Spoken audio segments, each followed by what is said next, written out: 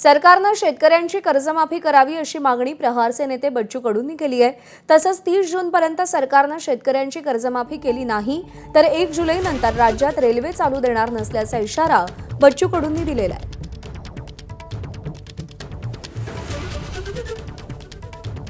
चालू वर्षाची कर्जमाफी सरकारला करावं लागेल आणि नेहमी आव्हान ठोकलंय का जर कर्जमाफी केली नाही 30 जूनपर्यंत आम्ही तुमची वाट पाहू, पण 30 जून नंतर 1 जुलैला आम्ही पूर्ण महाराष्ट्रभर रेल्वे जाम केल्याशिवाय राहणार नाही। पूर्ण रेल्वे जाम करू,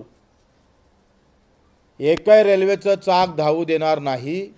त्याची आठवण यात्रा मुद्दामून आम्ही पुन्हा 250 किलोमीटर पायी चालून सरकारच्या स्मरणात यावं, त्यांना आठवण करून देण्यासाठी हे पदयात्रा आम्ही मेळघाटमध्ये काढतो आहे।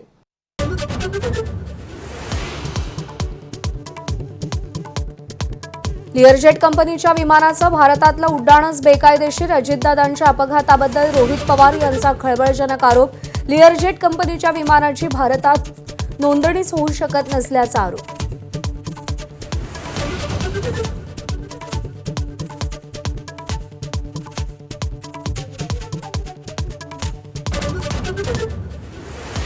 बीएसआर कंपनीचे अनेक राजकारण्यांशी संबंध, टीडीपीसह अनेक नेत्यांचा बीएसआरच्या मालकांसह व्यवसाय, कडक चौकशीसह कंपनीवर कारवाईची रोहित पवारांची मागणी।